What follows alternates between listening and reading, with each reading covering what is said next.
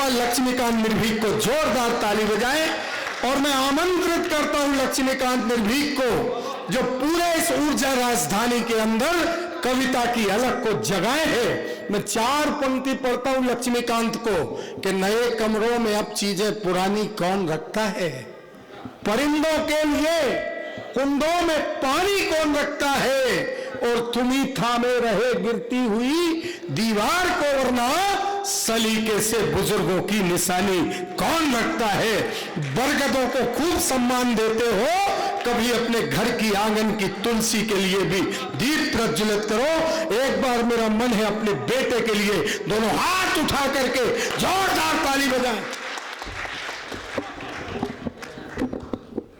मैं चाहता हूं हमारे अमरोली क्षेत्र के समस्त जेसीसी सदस्य आदरणीय जीएम सर, एसओपी सर, आदरणीय चौरासे सर, दादा अमर सिंह जी, भैया बड़े भैया मेरे डीपी पटेल जी, ब्रजेश भैया, निरंजन दादा और रवि भैया, यदि आप सबने मेरे कंधे पर, एक नाजुक से कंधे पर इतना विश्वास किया है और यदि मैंने कुछ अच्छी टीम ला दिया हो, तो मैं चाहता हूं इन कवियों के लिए और इस अमरोली क्षेत्र के सभी अपने लोगों के लिए जोरदार अभिनंदन की तालियां तो होंगी।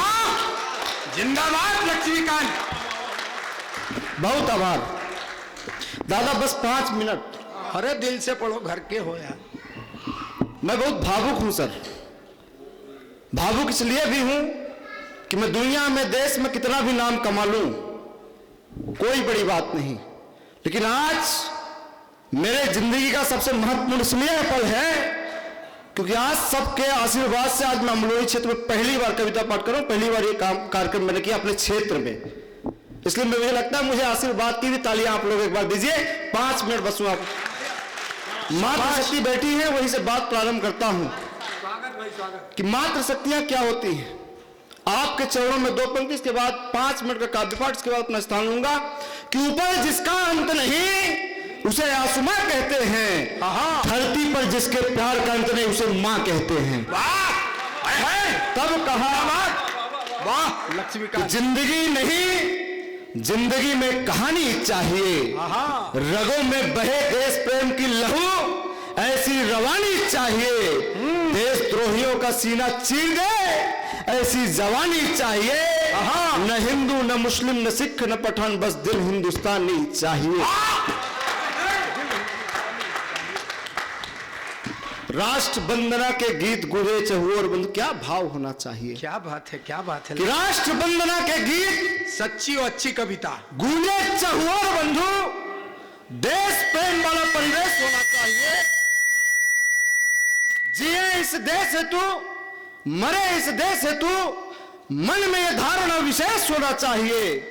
कवि बलिदान हेतु देश जो पुकारे हमें, मां भारती के चरणों में पेश होना चाहिए। और रियाई चाहे हम किसी भी धर्म पंथ के हों, दिल में हमारे सदा देश होना चाहिए। भारत माता की, भारत माता की।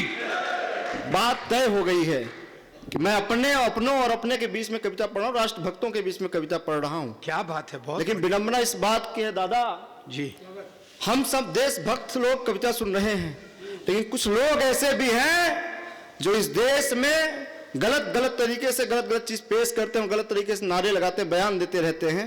नाम नहीं लेना चाहिए, ना लूंगा भी, ऐसे लोग का नाम लेने से क्या फायदा? कोई मतलब नहीं, जुबान गंदी मत। पथ में यदि कहीं खाई हो उस खाई को पाट दो, वीर सपूतों के साहस को जो कम करे उसे अच्छी खासी मात दो। देते हैं उल्टे सीधे बयान जो, हल यही है ऐसे गद्दारों का सीधे जुबान काट दो। ये कैसी सोच है, कैसा नजारा है। ये देश हमें हमारा जान से प्यारा है, जिसके खातिर वीरों ने गवा दी अपनी जान, सारे जहां से अच्छा हिंदुस्तान हमारा है। वाह वाह। एक प्रतिनिधि कविता पढ़ना चाहता हूँ। स्वागत स्वागत है लक्ष्मीकांत। प्रभु श्री राम जी का मंदिर बन चुका है, प्राण प्रतिष्ठा हो चुकी है। वाह। सालों की प्रतीक्षा सिद्ध हुई, तब कहीं से हमने कहा। मैं बड़ा अपने आप को गौरवशाली इसलिए भी मानता हूं, प्राण प्रतिष्ठा हुए, रामोत्सव का काव्योत्सव चला, वहां सिंगरौली से एकमात्र आपका लाल था जो उस काव्योत्सव में अपनी भूमिका का, अपनी सिंगरौली का नेतृत्व करने का मौका आपके बेटे को मिला, आपके भाई को मिला। ये दोनों हाथ उठा करके तालियां बजाएं अपने बेटे को। मैं कहना चाहता हूं कि वाकई में यह है, हो क्या रहा है। क्या बात है। कि मेरा एक नाम स्वीकार करें, हाँ हाँ, मेरा एक नाम स्वीकार करें, मेरा एक काम स्वीकार करें। आप रघुनंदन के वंशज हैं, मैं भी हूं, मेरा जय श्री राम स्वीकार करें, मेरा जय श्री राम स्वीकार करें। इसीलिए तो आप छा गए हैं। प्रणाम करता हूं यीशु सर, आप मेरे बड़े भाई की तरह मुझे बहुत स्नेह देते हैं जी। इसीलिए तो आप छा गए हैं, सबके मन को भा गए हैं। डरना नहीं है अब हमें किसी से, हमारे प्रभु अयोध्या धाम आ गए। अब कुछ शेष रह गया है, और वो शेष वाकई में यदि विशेष हो तो मुझे आशीर्वाद दीजिएगा। रुका हुआ धीरे धीरे सारा काम होगा, पापियों का बराबर सा अंजाम होगा। जिसको लिखना है प्यार मोहब्बत लिखे, मेरी कविता का अक्षर अक्षर बस राम होगा। दादा, लोग कहते हैं भैया कि जीत वाकई में किसकी है?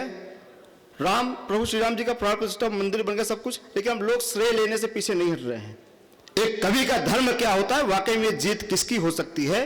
रामचरितमानस के उन सभी पात्रों को, बस 2 मिनट की कविता है, 16 पंक्ति की कविता है।